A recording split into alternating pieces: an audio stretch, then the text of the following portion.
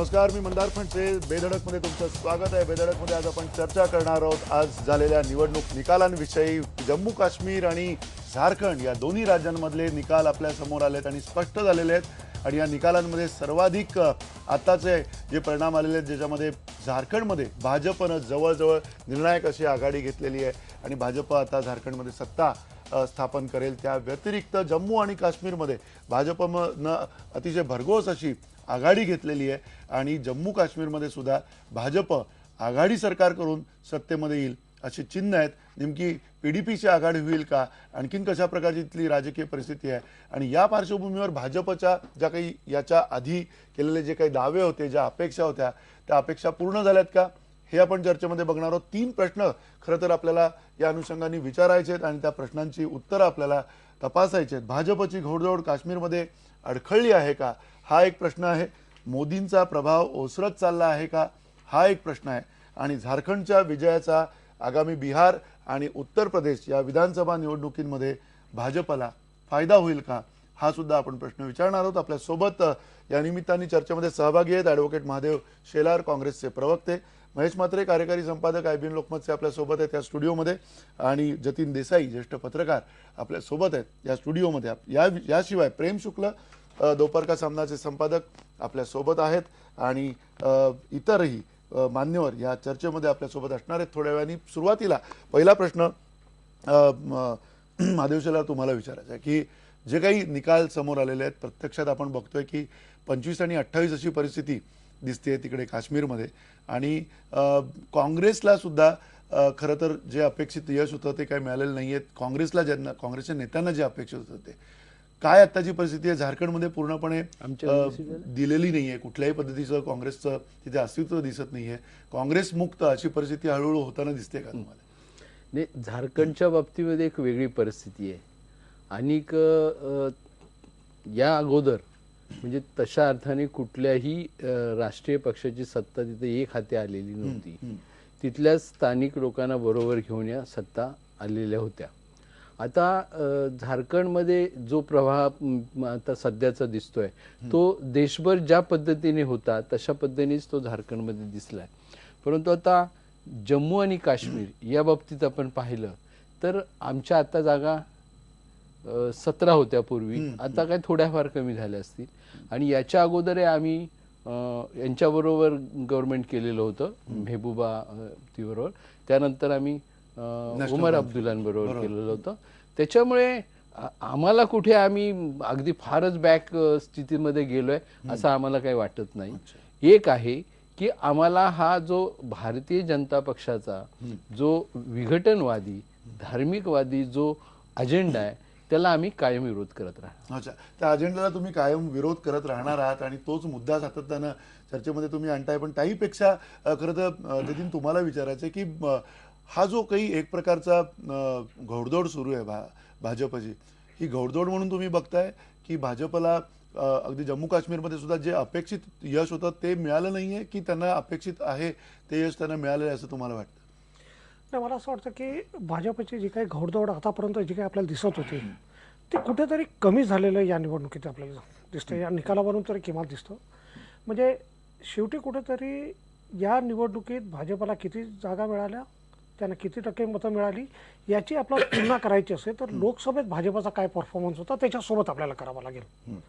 आणि जर आपण लोकसभेचा विचार केला तर लोकसभेच्या प्रमाणे भारतीय जनता पक्षाला झारखंडमध्ये 56 सीट मिळायला पाहिजे होतं, झाल्या नाही. त्याने एकूण 42 सीट मिळालेत, 42, आणि ते देखील मात्र भारतीय जनता पार्टीला नाही तर Bharatiya Janata पार्टीसोबत all Jharkhand students union आहे आणि रामविलास पासवानचा देखील पक्ष आहे. त्यामुळे भाजपला त्या ठिकाणी देखील सिंगल हँडेड मेजॉरिटी आपण ज्याला म्हणतो ते मिळालेली दिसत नाही. एकतर हे. दुसरं, काश्मीरच्या संदर्भात म्हणायचं झालं, जम्मू आणि काश्मीरच्या संदर्भात, तर जम्मू आणि काश्मीर राज्यातली निवडणूक भारतीय जनता पक्षाने खूपच प्रतिष्ठेची केली होती. म्हणजे मिशन 44 अशा स्वरूपानं त्यांचं ते स्लोगनच होतं. म्हणजे भारतीय जनता पक्षाने संपूर्ण शक्ती त्या ठिकाणी लावलेली. आणि एकूण ज्या काही जम्मू विभागात आपण म्हटलं की 37 जागा होत्या, 37, आणि बाकी 4 जागा याला होत्या लडाखला आणि 46 काश्मीर खोऱ्यात. तर आपण लक्षात घेतलं पाहिजे की काश्मीर खोऱ्यात भारतीय जनता पक्षाला एकही जागा मिळालेली नाही. लडाखमध्ये देखील तीच परिस्थिती आहे. लडाखमध्ये भाजपाचा खासदार निवडून आलेला, यावेळेस भाजपाचा खासदार तिकडे आमदार एकही आमदार निवडून आले नाही. आणि या ठिकाणी जम्मू विभागात जे काही 37 जागा ज्या आहेत त्यापैकी भाजपाची अपेक्षा होती क्लीन स्वीप करण्याची अपेक्षा होती अशा धर्मानं. कारण मी देखील मागच्या महिन्यात जेव्हा जम्मू विभागात आणि त्याच्या बॉर्डर एरियामध्ये काही ठिकाणी गेलो होतो तर मलाही वाटत होतं की भाजप जम्मू रिजन जे आहे ते स्वीप करेल अशा धर्मानं वाटत होतं, पण तसं झालेलं नाही. म्हणून आणि भाजपाचा संपूर्ण जो काही मिशन 44+ जे होतं त्यात प्रायमरी जम्मू रिजन होतं. म्हणजे 37 पैकी भाजपला अशा स्वरूपात अपेक्षा होत्या की किमान 33 ते 35च्या दरम्यान त्यांचं टार्गेट होता. आणि त्यांना असं वाटत होतं की लडाखमध्ये 3 सीट येतील. आणि यावेळेस भारतीय जनता पक्षाने जी काही स्ट्रॅटेजी आखलेली त्याप्रमाणे त्यांना वाटत होतं की काश्मीर खोऱ्यात 5 सीट येतील, त्यातली सोपोरची सीट, श्रीनगरमधल्या 3 सीट, अशा दरम्यान त्यांची ती रणनीती होती. पण एकूण भाजपचा जो काही विचार आहे आणि प्रामुख्यानं जर आपण काश्मीर खोऱ्याच्या संदर्भात विचार केला तर भारतीय जनता पक्षाला वाटत होतं की काश्मीर खोऱ्यात हुरियत म्हणजे दोन्ही म्हणजे मिरवाईजची हुरियत आणि गिलानींची हुरियत या दोघांच्या हुरियतीच्या बॉयकॉट कॉलमुळे मतदान खूप कमी होईल आणि त्याचा फायदा भारतीय जनता पक्षाला होईल अशा दरम्यान जे काही त्यांचं जे काही गणित होतं. परंतु भारतीय जनता पक्षाची भूमिका आर्टिकल 370च्या संदर्भात या निवडणुकीत भाजपने ती भूमिका घेतली नव्हती. 370 बद्दल ते गप्प होते, परंतु लोकसभेत त्याची ती भूमिका होती आणि साऱ्या जगाला माहिती आहे की भाजपची 370 संदर्भात भूमिका काय आहे. आणि म्हणून कुठेतरी काश्मीर खोऱ्यातल्या लोकांना वाटत होतं की जर भारतीय जनता पक्ष येईल तर आपली अडचण खोऱ्याची निर्माण होऊ शकते. 370च्या संदर्भात काही भूमिका भाजप घेणार, पण 370 काढणं तेवढं सोपं नाही. भाजपची जी पारंपरिक भूमिका आहे त्या पारंपरिक भूमिकेमुळे त्यांना तेवढं मिळालं नाही. काश्मीर खोऱ्यातल्या लोकांनी एंटी बीजेपी मोठ्या प्रमाणात मतदान केलं. एंटी बीजेपी आणि स्वाभाविक एंटी बीजेपी जेव्हा मतदान केलं की काश्मीर खोऱ्यात प्रामुख्यानं 2 पक्ष आहेत, एक तर पीडीपी आणि दुसरं नॅशनल कॉन्फरन्स. तर त्या आपण जर पाहिलं की पीडीपीला त्या ठिकाणी जेवढ्या अपेक्षा होत्या, कारण त्यांना वाटत होतं की फ्लड ह्याच्यात राज्य सरकार सदंतर निष्फळ राहिलेलं आणि त्यामुळे असं वाटतं की नॅशनल कॉन्फरन्सला त्या ठिकाणी फारसं काही यश मिळणार नाही. पण तसं झालं नाही. नॅशनल कॉन्फरन्सला देखील म्हणजे आपण असं प्रेडिक्शन केलं जातं की नॅशनल कॉन्फरन्स सिंगल डिजिट येईल असं वाटलं होतं, पण ते काय आलं नाही. एक आपण आपल्या सोबत प्रेम शुक्ला आहेत. प्रेम शुक्ला, काय पहिली प्रतिक्रिया काय आहे? भाजपची ही घोडदौड म्हणता येईल की कुठेतरी ही घोडदौड अडखळली आहे? जम्मू काश्मीरमध्ये अपेक्षित जे यश होतं भाजपला ते मिळालं नाहीये, काय वाटतं तुम्हाला? मला वाटतं की भाजपची घोडदौड अजून चालू आहे आणि काँग्रेसचं जे आहे पळापळ चालू आहे. कारण तुम्ही तिथे काँग्रेसचा जम्मू अँड काश्मीरचा परफॉर्मन्स बघा. ते 2002 साली त्यांच्याकडे तिथे 20 सीट्स होत्या, यावेळी त्यानंतर 2008ला ते 17 झाले, आता 12 झाले. म्हणजे त्यांचा खाली आकडा येत चाललेला आहे. आणि भाजपचा आकडा बघत जा, तुम्ही 2002ला ते 1 होते, आता 11, मागच्या वेळी 11 आणि आता 25. म्हणजे घोडदौड त्यांची चालूच आहे ना. तसं झारखंडमध्ये सुद्धा बघा तर त्यांची जी घोडदौड आहे 2004 साली त्यांच्याकडे जे आहे 30 सीट्स होत्या, मागच्या वेळी 18 सीट्स होत्या आणि आता 43 म्हणजे भाजप प्लस 43 सीटवर ते आलेले आहेत. आणि तिथे ते एक हाती ते सत्ता सुद्धा चालवण्याची त्यांची परिस्थिती आता म्हणजे लहान पक्षांना घेऊन. पण काँग्रेसची तिथे परिस्थिती बघा. काँग्रेस 2004 मध्ये म्हणजे काँग्रेस आणि आघाडी त्यांच्याकडे आजची जी आघाडी होती त्यांच्याकडे 16 आणि 6 आता 22 सीट त्यांना भेटायला पाहिजे. मागच्या निवडणुकीत त्यांना 14, 5 आणि 2 म्हणजे 21 सीट आणि आता त्यांच्याकडे फक्त 6. तर कोण खाली चाललंय? आता तुम्ही कम्पेअर कोणाबरोबर करणार? भाजपला काँग्रेस बरोबर कम्पेअर करणार, एक नॅशनल पार्टी तुम्ही कम्पेअर करणार दुसऱ्या नॅशनल पार्टीशी. तर एक नॅशनल पार्टी ज्या जम्मू अँड काश्मीरमध्ये ते मागच्या 2 ह्याच्यात शासनात ते सामील होते, तरीही त्यांची भयंकर वाईट परिस्थिती आहे. तशीच आहे झारखंडमध्ये सुद्धा ते कोलिशन पार्टनर होते, ते रुलिंग पार्टनर होते, त्यांची एवढी परिस्थिती वाईट आहे की ते आरजेडी पेक्षा सुद्धा खाली जातात. तर काँग्रेस मुक्त भारत करण्याचं जे स्वप्न आहे मोदींचं ते साकार होताना दिसतोय. नाही, पण हा जरी मुद्दा असला पण ज्या वेगाने हे होणं अपेक्षित होतं, अगदी भाजपचे कार्यकर्ते, भाजपचे ज्याला अगदी राजकीय शत्रू म्हणता येईल त्यांनाही असं वाटत होतं यावेळेला की जम्मू काश्मीरमध्ये काहीतरी वेगळी परिस्थिती असेल, ती परिस्थिती तेवढी येताना दिसत नाही असं त्यांना आमदार प्रेम शुक्लांनी हा. काँग्रेस जेवढी मुक्त अपेक्षा भारत लोकांची करण्याच्या होती, वल्गना करू नयेत. हा. ते शिवसेना मुक्त महाराष्ट्र करण्याच्या भारतीय जनता पक्षाच्याच अलीकडे त्यांनी लक्ष ठेवावं, त्याची काळजी नाही, करावी. ठीक आहे आपण नाही, आपण आम्ही शिव- आम्ही आम्ही विश्लेषक म्हणून ते बघतोय. काँग्रेस विश्लेषक म्हणून बघतो. त्यामुळे शिवसेनेबद्दल जर चर्चा घडवायची असेल हा. तर महादेव शेलार आपण त्याची चर्चा करू. हा. महाराष्ट्र तुमची काय परिस्थिती आहे त्याच्यावर सुद्धा चर्चा करता येईल. आपण नाही, जम्मू ते काश्मीर आणि भारतीय झारखंडचं जनता सोडून पक्ष काँग्रेस आता मुक्त करू महाराष्ट्रावर शकणार चर्चा नाही, करू काय? परंतु तुम्ही इथं बोला तर शिवसेना सुरुवात मुक्त करू करते आपण. त्याची काळजी घ्या. काँग्रेस मुक्त ते शिवसेना मुक्त काँग्रेस सुद्धा करू शकणार नाही, भाजप सुद्धा करू शकणार नाही. पण काँग्रेस मुक्त होण्याचे चिन्ह अगदी त्यामुळे स्पष्ट तुम्ही झाले. काँग्रेसची काळजी करू नये एवढंच मला सांगायचंय. एक मिनिट तुम्हाला काँग्रेसची काळजी तुम्ही करू नये. तुम्ही ज्या पक्षाची बाजू मांडताय त्या पक्षाची बाजू आतापर्यंत महाराष्ट्रामध्ये सगळ्या पद्धतीने दिसले. किती हेळसांड कशा पद्धतीने आहे. काँग्रेस आणि वरच्या त्यांना अडचणीत आणू नका. आपण त्यांना पण राजकीय विश्लेषक या शिवसेनेचे प्रवक्ते म्हणून आपण त्यांना आलेले नाहीत ना, त्याच्याशी आपण मग बोलू. त्यांनी त्यांची भूमिका तशी स्पष्ट करावी. संपादक गोपाळ का सामना म्हणून आम्ही त्यांची भूमिका सांगितली. नाही, पण ते अनेकदा माझ्या बरोबर डिबेटला आले. त्यांची नाही, भूमिका एक ही मिनिट आपण अगदी काश्मीरमध्ये- आपण अगदी काश्मीर- शिवसेनेकडे थोडं वळलेली महाराष्ट्रात असते. नंतर येऊया ना आपण काश्मीरबद्दल आपण बोलूया. तुम्हाला प्रेम शुक्ला पुन्हा काय वाटतंय, भाजपचं कुठेतरी स्ट्रॅटेजी चुकली का? कारण जी अपेक्षा होती ती अपेक्षा तेवढी पूर्ण झालेली दिसत नाहीये भाजपच्या, खास करून जो नंबर आलेला आहे. हा नाही, प्रत्येक पक्षाचं कसं असतं की तिथले जे स्थानिक मुद्दे आहेत, तिथला स्थानिक लिडरशिप जे आहे त्याचा सुद्धा परिणाम होत असतो ना. आता अर्जुन मुंडा तिथे झारखंडमध्ये ते 4 वेळा मुख्यमंत्री होते, यावेळी ते पडले.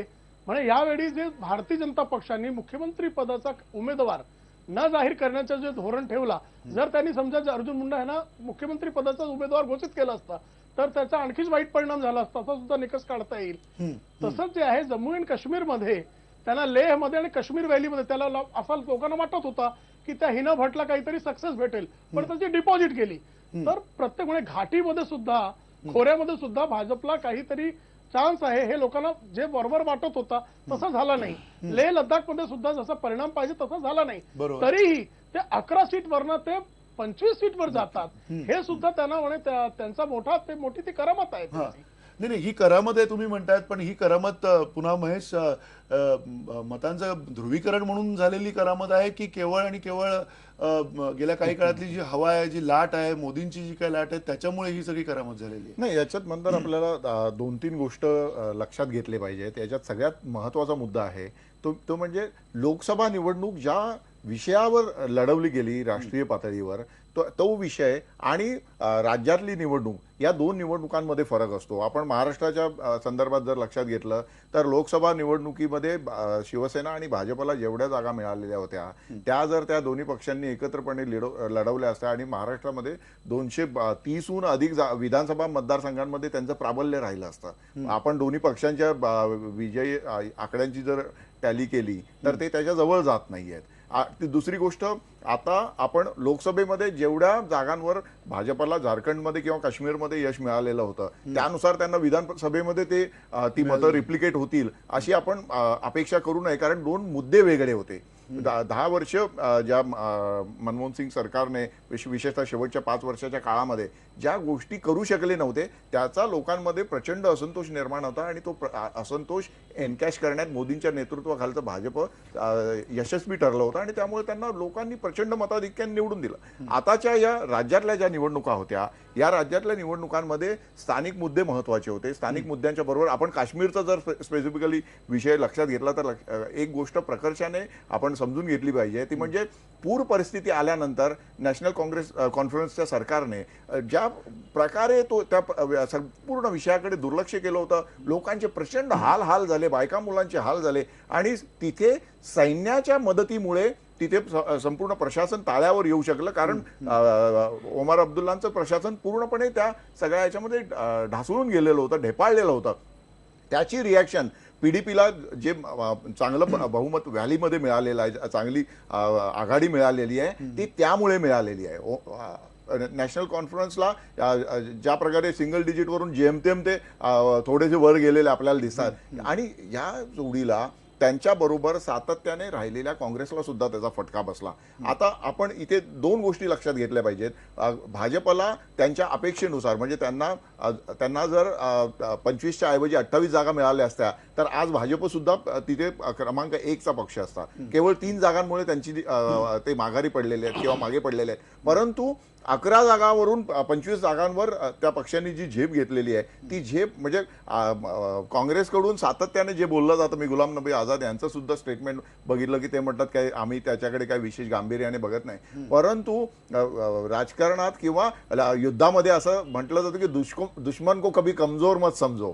तर ही परिस्थिती आहे. परंतु काँग्रेसचे नेते अजून समजून घ्यायला तयार नाही. त्यामुळे त्यांचं वर्चस्व जे होतं ते सातत्याने कमी होत जाताना दिसतं. की प्रेम शुक्ला यांनी आता आकडेवारीनुसार झारखंड आणि काश्मीर मधलं सांगितलं, त्याची मी पुनरावृत्ती करत नाही. परंतु याची जाणीव असणारं किंवा हे समजून घेणारं नेतृत्व आता काँग्रेसमध्ये आहे की नाही अशी शंका निर्माण झाली. महादेव, तुम्ही याच्यावरती हे जाणून घेणारं नेतृत्व आहे का? म्हणजे जसं ते म्हटलं की दुश्मनला कमजोर समजणारं काँग्रेस अजूनही आहे, कारण काँग्रेसचा अजूनही एक प्रकारे जी लेगसी आहे त्या लेगसीवरती काँग्रेसचं चाललेलं आहे. मुळात आम्ही भारतामध्ये 10 आता जवळजवळ 9 राज्य तुमच्याकडे आहेत, 9 राज्य भाजपने तुम्हाला गाठलेलं आहे संख्येच्या बाबतीमध्ये आणि प्रबळ राज्य जास्त प्रबळ राज्य त्यांच्याकडे. मुळात देशातला प्रत्येक नागरिक हा आमचा घटक असतो आणि त्याच्या विकासासाठी आम्ही झटतो. त्यामुळे आम्ही कुणाला शत्रू मानत नाही. आणि कुणाला शत्रू मानतो की जे या देशाच्या एकतेवर, अखंडतेवर, एकात्मतेवर, धर्माच्या नावावर, जातीच्या नावावर जे भिन्न अशा पद्धतीने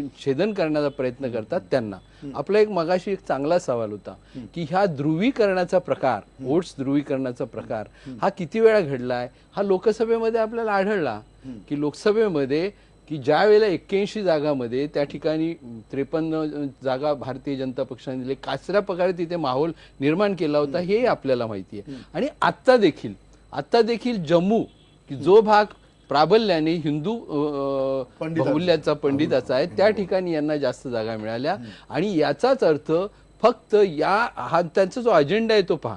आम्हाला या देशाच्या प्रत्येक नागरिकाचा विकास हे आम्हाला महत्वाचा आहे. आम्हाला हिंदू पण तेवढाच प्यारा आहे, तसाच मुस्लिम आहे, देशातला प्रत्येक नागरिक आहे. परंतु दाखवायचं चेहरा एक आणि आतला चेहरा एक वेगळा, अशा पद्धतीने अनेक गोष्टी. आता बघा अनेक कशा चळवळी सुरू झाल्या, धर्मांतरण ते सुरू झालं, त्याच्यानंतर अनेक मुद्दे, हे म्हणजे असे मुद्दे एका पाठोपाठ एक आता पुढे यायला लागलेले आहेत. आणि ह्या ध्रुवीकरण ह्याच्या अगोदर अनेकदा झालं, या देशामध्ये झालं ना, बाबरी मशीद कांड झालं, त्याच्या वेळेलाही आलं होतं ना सरकार सत्तेवर 96 साली, 13 दिवस 13 महिने 4.5 वर्ष. तुम्ही ध्रुवीकरणाचा जो मुद्दा म्हणताय, प्रेम शुक्ला, तुम्हाला काय वाटतंय? आज अगदी अमित शहानी सुद्धा हे स्पष्ट केलं की हा जो निकाल आलेला आहे, जो नतीजा समोर आलेला आहे, त्याचं एक जर का दाखला घ्यायचा झाला तर अमित शहाच्या मध्ये त्यांचं म्हणणं आहे की हा विकासाला दिलेलं मत आहे. आणि त्यामुळे अनेक जे काही इतर घटक त्यांनी एक प्रकारचा इशारा दिलाय की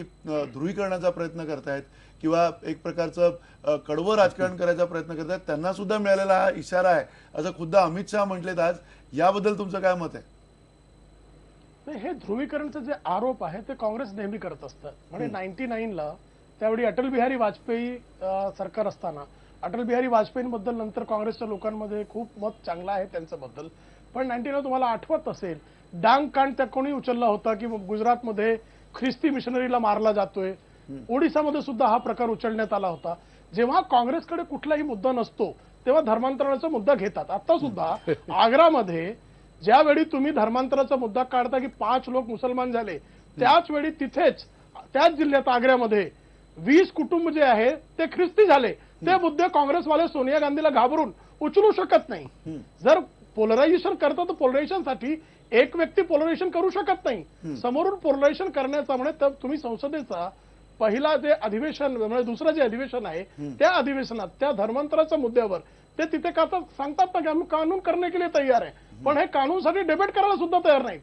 फक्त त्यांना धोमाकूळ घालवायचे. म्हणजे हिंदू मुसलमान झाला, हिंदू ख्रिस्ती झाला तरी चालेल, पण ख्रिस्ती हिंदू झाला तर सोनिया गांधींची वेटिकर मधनं काहीतरी त्यांना दमदाटी मिळेल म्हणून त्या घाबरून तिथे त्यांचं हे चालू मला वाटतं असते हे धमाल. एक राजकीय हे धमाल अभिनिवेश बंद झाला घालून पाहिजे. हे प्रेम शुक्ला बोलतायत. एक पत्रकार किंवा संपादक या नाही, पण अभिनिवेश तुम्ही ठीक तुम्ही आहे तुम्ही ना, आता तुम्ही त्याला तुम्ही उत्तर कसं द्या ना. मला मी उत्तर देतो आणि मला उत्तर संधी द्या. द्या. सुरेश- आम्ही उत्तर देतो. सुरेश ते भटेवर- सोनिया गांधींचं ज्या पद्धतीने नाव वारंवार घेत आहेत त्यामुळे त्यांचा तो राजकीय मुखवटा मला फार दिसायला नाही, लागलाय. राजकीय मुखवटा- त्याच्यामुळे राजकीय त्याच्यामुळे मुखवटा मला त्यांच्या याच्यावरती बरा राजकीय बोलू द्या. पक्षाच्या मुखपत्राचे संपादक आहेत. हा मग ते त्यांना राजकीय करावं पक्षाच्या लागणार आहे. मुखपत्राचे संपादक हो, आहेत. ज्याची आपण- कावी आपण- पोळी त्याची नाव वाजवावी घेऊ टाळी शकत नाही असंच असतं ना ते. नाही, नाही, श्रीमती सोनिया गांधींचं नाव घेणं हा पत्रकारितेला काय अस्पृश्य आहेत का ते? मी अस्पृश्य त्याचं नाही नाव मी घेऊ म्हटलं. शकत नाही का? असं अहो असं नाही, नाहीच एक म्हटलेलं. मिनिट, सुरेश भटेवर आपल्यासोबत आहेत. सुरेश भटेवर, अगदी पहिली काय प्रतिक्रिया आहे तुमची? आपण पहिल्या एका या चर्चेच्या फेरीमध्ये आहोत आणि त्यामध्ये तुम्हाला काय वाटतंय की हा जो एकूण जम्मू काश्मीर मधला निकाल आहे, त्या जम्मू काश्मीरच्या निकालाचं निरीक्षण तुमचं काय आहे, विश्लेषण काय आहे, आणि खास करून अपेक्षित जे यश भाजपला तिथे मिळणार होतं असं वाटत होतं ते तिथे मिळालंय असं तुम्हाला वाटतंय का? मुख्यत्वे भारतीय जनता पक्षाचं जे काही मिशन 44 होतं ते तर काही यशस्वी झालेलं नाही. याच्याबद्दल काही कोणाचं दुमत होण्याचं कारण नाही. आता राहिला प्रश्न जोडतोडचा. त्याच्यामध्ये ज्या शक्यता सकाळपासून आपण बोलत आलेलो आहोत त्याच्यामध्ये पीडीपी आणि बीजेपी एकत्र येतील का ही पहिली शक्यता आपण वर्तवलेली. दुसरी शक्यता बीजेपी आणि नॅशनल कॉन्फरन्स एकत्र येतील का. तर आता ही दुसरी शक्यता जी आहे त्याच्याबद्दल ओमर अब्दुल्लांचं मी मध्ये एक प्रतिक्रिया पाहिली आणि त्यांनी खंडनही केलंय आणि त्यांनी मला कोणाचा फोन आलेला नाही आणि फोन आला तर बोलणं काही गुन्हा नाही असंही त्यांनी म्हटलेलं आहे. त्याच्यामुळे आज जर परिस्थिती पाहिली तर उद्या पीडीपी आणि काँग्रेस एका बाजूला आणि बीजेपी आणि नॅशनल कॉन्फरन्स एका बाजूला, तर 40-40चा टाय होतो. आणि तो टाय झाल्यानंतर जे 7 इतर आहेत त्या 7 इतरांवर सरकार कोणाचं येणार हे अवलंबून आहे अशी स्थिती निर्माण होते. म्हणजे हे सगळे अडखळण्याची जी शर्यत आहे याच्यामध्ये भारतीय जनता पार्टीचं जे काही मिशन होतं ते नक्कीच अडखळलेलं आहे, याच्यात शंका नाही. आणि दुपारी मी अमित मोदींची पत्रकार परिषद पाहिली. इथे प्रेम शुक्ला आहेत, त्यांनी पण ती पाहिली असेल. सॉरी, ते शुक्ला समोर असल्यामुळे माझ्या तोंडून शुक्ला हे नाव आधी आलं. अमित शहांची पत्रकार परिषद पाहिली. त्याच्यामध्ये त्यांनी असं सांगितलं की आम्ही या वर्षभरामध्ये कोणकोणते विजय मिळवले, त्याच्यात हरियाणाचं त्यांनी शुद्ध स्वरूपात भारतीय जनता पार्टीला विजय मिळाला असं त्यांनी सांगितलं. बरोबर. म्हणजे एकमेव शुद्ध स्वरूपात मिळालेला विजय. या व्यतिरिक्त बाकीचे अशुद्ध विजय आहेत का हे प्रेम शुक्ला जास्त अधिक सांगू शकतील. आपण प्रेम शुक्लांना ते विचारूया. काश्मीरमध्येही तसंच येणार आहे. भटेवरा जे म्हणतात ते भटेवरांचं सुद्धा विशफुल थिंकिंग आहे किंवा नाही हेही आपण खरं तर भटेवरांना विचारूया. कारण त्यांचं म्हणणं असं आहे की टाय होऊ शकतं काश्मीरमध्ये आणि टायची परिस्थिती आहे का, खऱ्या अर्थाने तिथले नैसर्गिक आता मित्र कोण असू शकतात आत्ताच्या प्राप्त परिस्थितीमध्ये, राजकीय परिस्थितीमध्ये, तेही आपण बघूयात एका छोट्याशा ब्रेक नंतर.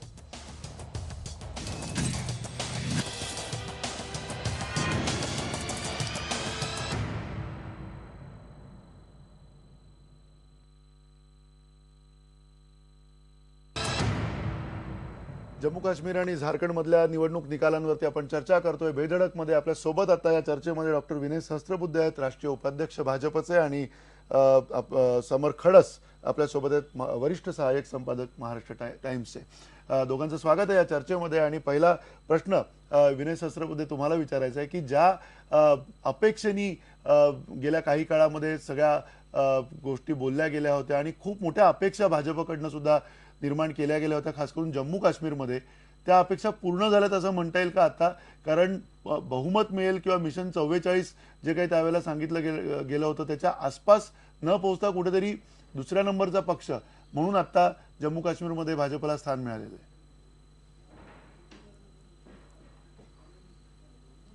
असे की विजयाची आकांक्षा बाळगणं आणि विजयाची आकांक्षा म्हणताना संपूर्ण बहुमताची आकांक्षा बाळगणं यात गैर तर काहीच नाही. आणि त्यामुळे मिशन 44 किंवा अशा प्रकारच्या ज्या घोषणा असतात त्याच्याकडे त्या नजरेने बघितलं पाहिजे. अर्थात ही गोष्ट खरी आहे की सर्व प्रकारची तयारी करून अत्यंत गांभीर्याने ही निवडणूक आम्ही लढवली होती.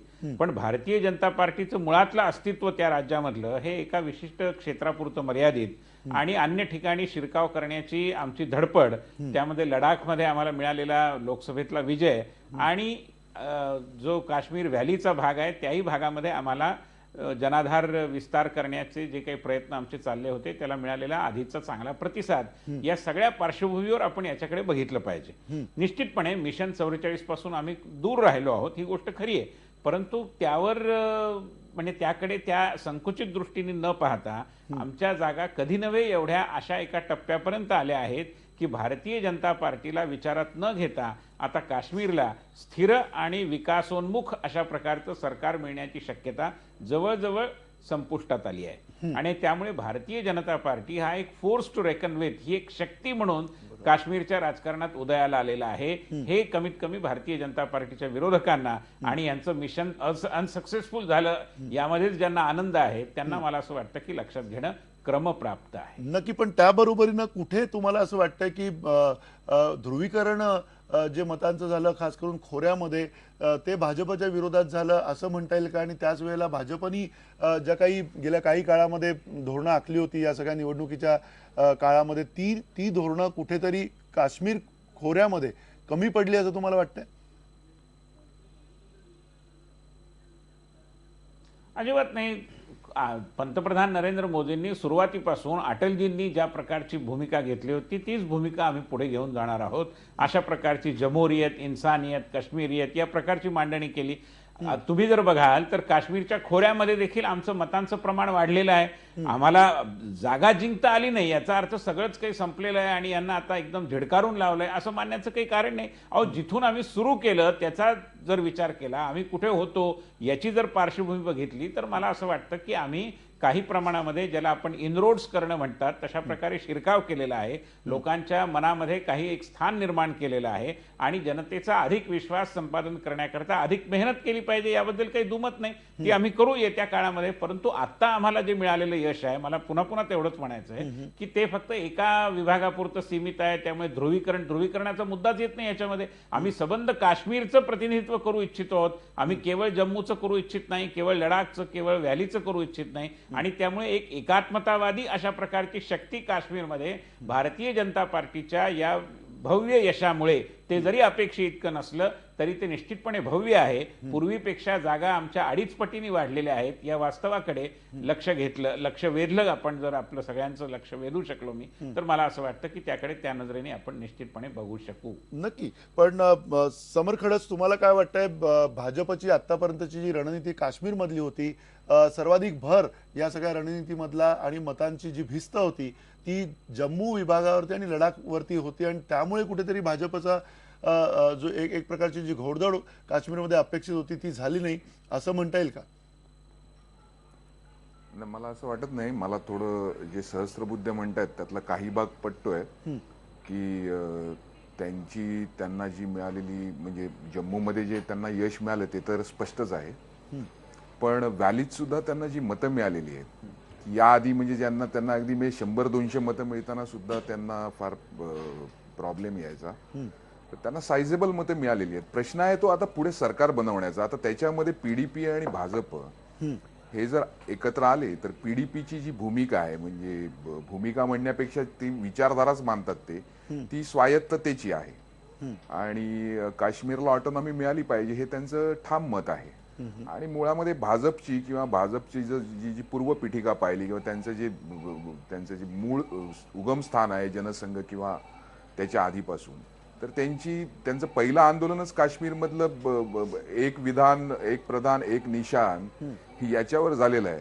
त्याच्यामुळे ठीक आहे, म्हणजे आता सत्तेसाठी हे दोन्ही पक्ष कदाचित काही भूमिका, म्हणजे भारतीय जनता पक्ष 370 कलमाची सोडेल, पीडीपी स्वायत्ततेची सोडेल आणि कॉमन मिनिमम प्रोग्रामवर ते कदाचित येऊ शकतील एकत्र. परंतु ते किती काळ चालतील, कसे चालतील हा पुढे काळ दाखवेल. परंतु भारतीय जनता पक्षाला यश कमी मिळालंय किंवा त्याच्यात कुठेतरी हे झालेलं आहे हे काय मलाही मानायला मी तयार नाही. कारण काश्मीर सारख्या ठिकाणी ज्या ठिकाणी त्यांचा काहीच जनाधार नव्हता अशा ठिकाणी ठीक आहे त्यांनी पोलरायझेशन केलं, नक्कीच केलं, ते काही म्हणत होता. त्यांनी जम्मूमध्ये पोलरायझेशन केलं. काश्मीरचा मुख्यमंत्री हिंदू होईल असं सुरुवातीला म्हणलं, त्याच्यानंतर ती भूमिका मागे घेतल्यामुळे त्यांना थोडा जम्मूत त्याचा फटकाही बसला. परंतु त्यांना यश मिळालेलं आहे याच्यात काहीच वाद नाही, हे तर मान्य करावं नाही, नक्की यश मिळालेलं आहे, घवघवीत यश मिळालेलं आहे आणि त्याच्यामध्ये काही शंका नाही. पण जतीन, पुन्हा जो मुद्दा येतो की भिस्त जी आहे ती भाजपची एक रणनीती म्हणून कुठेतरी केवळ आणि केवळ जम्मूवरती राहिली होती, लडाखवरती राहिली होती आणि काश्मीरमध्ये कुठेतरी त्यांची स्ट्रॅटेजी चुकली की काश्मीर खोरं जे आहे ते अजूनही भाजपला आपलं मानायला तयार नाही असं म्हणायचं.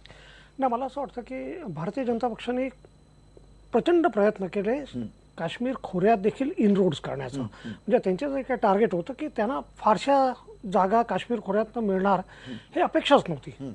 त्यांची अपेक्षा 4 ते 5 सीटची होती आणि ती देखील श्रीनगरमध्ये 3 आणि सोपोर. आणि त्याला वेगळं कारण हुर्रियतचा प्रभाव, बॉयकॉट आणि त्या बॉयकॉटमुळे जे काही काश्मीरी पंडित जे आहेत यावेळेस आपण लक्षात घेतलं पाहिजे की काश्मीरी पंडितांनी जे काही रजिस्ट्रेशन केलेलं आणि काश्मीरी पंडितांच्या मताच्या आधारे निवडून येऊ अशा स्वरूपाची भाजपची रणनीती होती. आणि यावेळेस काश्मीरमध्ये नरेंद्र मोदींनी सांगितलं देखील की कशा स्वरूपानं काश्मीरबद्दल त्यांचा किती त्यांना आपुलकी आहे काश्मीरबद्दल, की पंतप्रधान झाल्यापासून दर महिन्याला मी जम्मू आणि काश्मीर राज्यात आलो अशा स्वरूपाने त्यांनी सांगितलं मुद्दामून त्या ठिकाणी जाहीर सभेत. की मला असं वाटतं की श्रीनगरमध्ये त्यांची त्या अर्थानं जी काही रणनीती होती ती रणनीती चुकली नव्हती. म्हणून त्यासाठीच म्हणजे खोऱ्यात आपल्याला काही सीट मिळावे त्यासाठी 370 देखील त्यांनी सोडून दिलं, 370चा आग्रह धरला नाही. परंतु की ज्या स्वरूपाने एकूण जे काही ध्रुवीकरण झालं आणि ज्या स्वरूपानं देशात आपण जर पाहिलं की संपूर्ण देशात की एकतर की ज्या स्वरूपानं की गोडसे, गीता, घर वापसी हे सगळं जे काही सुरू झालं आणि 370 बद्दल, त्यामुळे काश्मीर खोऱ्यातल्या लोकांना कुठेतरी वाटायला लागलं की भारतीय जनता पक्ष जर सत्तेत आलं तर 370 बद्दल काही भारतीय जनता पक्ष काही करू शकते ही जी काही भीती होती आणि त्यामुळे लोकांनी भाजपच्या विरोधात मतदान केलं. परंतु एक लक्षात घेतलं पाहिजे की ते जे काही मतदान होतं ते धर्माच्या आधारावर नव्हतं, हे आपण लक्षात घेतलं पाहिजे. कारण PDP असो किंवा नॅशनल कॉन्फरन्स असो या दोघांचे जे काही एजेंडा आहे, या दोघांचे जे काही मॅनिफेस्टो आहे ते कधीही धर्म आधारित राहिलेले नाही, हे आपण लक्षात घेतलं पाहिजे. परंतु या उलट भारतीय जनता पक्षाने जम्मूमध्ये जे काही यश मिळवलं त्यामागे एकूण जे काही संघ परिवार ज्या स्वरूपानं संघ परिवार ऍक्टिव्ह होता त्याचा एक त्यांना फायदा झाला. आणि एक महत्वाची गोष्ट आहे की लोक खोऱ्यात की केंद्र सरकारबद्दल देखील जे नाराज आहे त्याचं एक लक्षात घेतलं पाहिजे की एकूण यावेळेस जे काही फ्लड झाल्यानंतर स्टेट गव्हर्नमेंट जे होते ते संपूर्ण कोसळलेले म्हणजे कोलॅप्स झालेलं. केंद्र सरकारकडनं काही प्रयत्न झाला पण केंद्र सरकारने यावेळेस काश्मीरला एक कशा स्वरूपाने डिस्क्रिमिनेट केलं आपण लक्षात घेतलं पाहिजे की या देशात जेव्हा कधीही मग ते नॅचरल कॅलॅमिटी असो किंवा इतर काही असो त्या याच्यात बऱ्याच INGO ज्याला आंतरराष्ट्रीय स्तरावरच्या ज्या काही NGO आहेत त्या सगळ्या मदतीला येतात. म्हणजे त्यात रेड क्रॉस पासून डॉक्टर्स विदाऊट बॉर्डर्स अशा स्वरूपानं या सगळ्या येतात. यावेळेस पहिल्यांदा केंद्र सरकारने त्यांच्यावर बंदी घातली, हे लक्षात घेतलं पाहिजे. गुजरातमध्ये झालं भूकंप, गुजरातमधला जो काही भूकंप होता गुजरातमधल्या भूकंपात रेड क्रॉस पासून सगळ्यांनी मदत केली. तो काश्मीर खोऱ्यात काश्मीरी लोकांमध्ये तुम्हाला याच्यात ही स्ट्रॅटेजी वाटते, ही मोदी सरकारची स्ट्रॅटेजी म्हणून त्यांनी असं केलं असं तुम्हाला वाटतं? याच्यात 2-3 गोष्टी आपण लक्षात घेतल्या पाहिजेत. पहिल्यांदा जतीनभाई जे बोलतात त्याच्यात काही प्रमाणात तथ्य असू शकतं, परंतु माझ्या माहितीप्रमाणे काश्मीरमध्ये ज्या वेळेस अत्यंत वाईट परिस्थिती झाली पुरामुळे, लोकांचा संपर्क तुटला, जे प्रशासन होतं स्थानिक प्रशासन होतं ते स्थानिक प्रशासन अक्षरशः पळून गेलं. तिथे लोकांच्या मदतीसाठी कोणी नव्हते. त्यावेळेस भारतीय सैन्याने प्रचंड मोठ्या प्रमाणात मुसंडी मारून लोकांना वाचवलं, लोकांना पुरातून बाहेर काढलं, त्यांच्या संपूर्ण पुनर्वसनाची जबाबदारी घेतली, त्यांच्यापर्यंत अन्नधान्य पोहोचवलं. आणि या सगळ्या याच्यामध्ये काश्मीरमधली परिस्थिती आपल्या सर्वांना माहिती आहे, काश्मीरमधल्या आतंकवाद्यांचा प्रभाव आपल्याला माहिती आहे. आणि या सगळ्या पार्श्वभूमीवर जर तिथे परदेशातील NGOजना जर तिथे परवानगी दिली असती तर लॉ अँड ऑर्डर त्यांच्या सिक्युरिटीचा एक मोठा मुद्दा होऊन बसला असता. कारण त्यांचं जर तिथे काय अपहरण झालं असतं, त्यांच्यावर जर काय अतिरेक्यांचा हल्ला झाला असता तर ती आंतरराष्ट्रीय बातमी झाली असती. म्हणजे मी सरकारचा निर्णय योग्य किंवा अयोग्य यासाठी म्हणत नाही, कारण एक वेगळी जबाबदारी त्यांच्यावर येऊन पडली असती.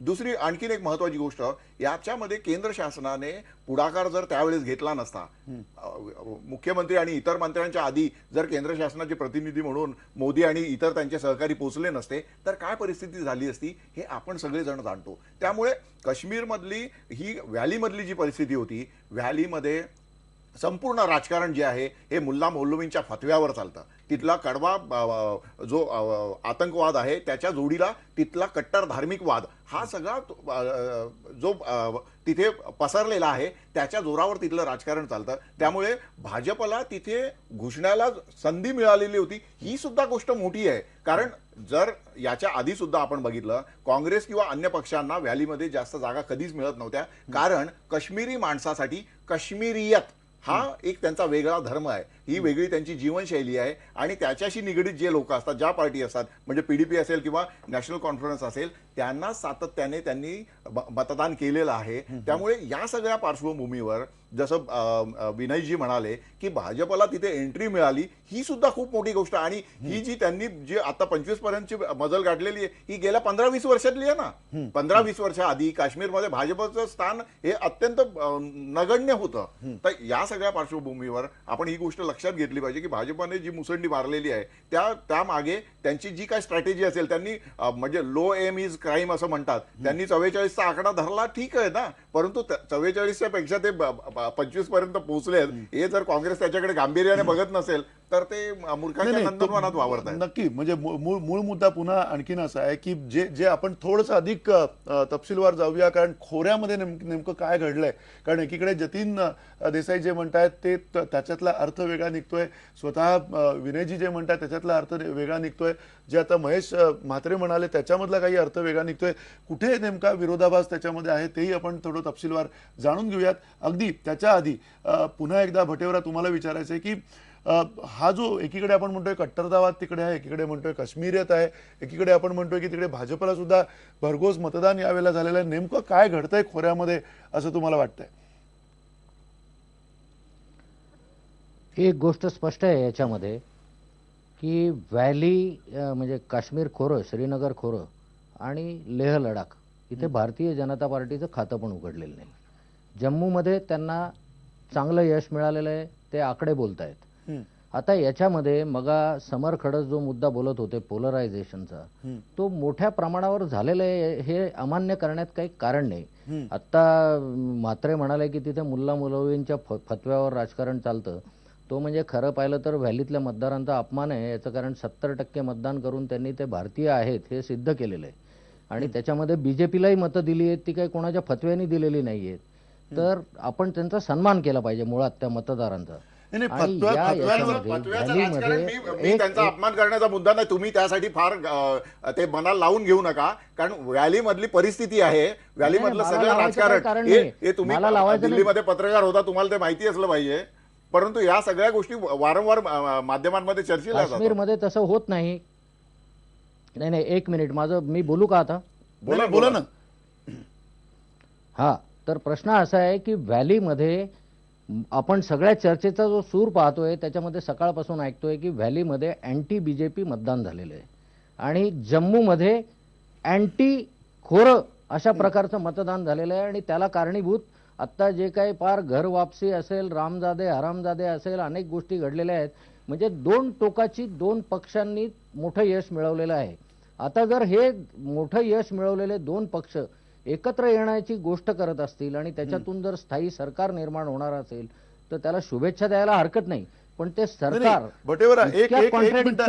तयार होत असेल तर एकीकडे आपणच पोलरायझेशनची भाषा करतोय सगळेजण, एकीकडे आपणच धार्मिक कट्टरतावाद कसा वाढीस नेला भाजपने असं म्हणतोय, एकीकडे आपण हेही ऍक्सेप्ट करतोय की भाजपला खोऱ्यामध्ये जास्ती मतं पडलेली आहेत. नेमकं हे काय आहे, हे द्वैत आहे का, हेही आपण तपासूया एका छोट्याशा ब्रेक नंतर.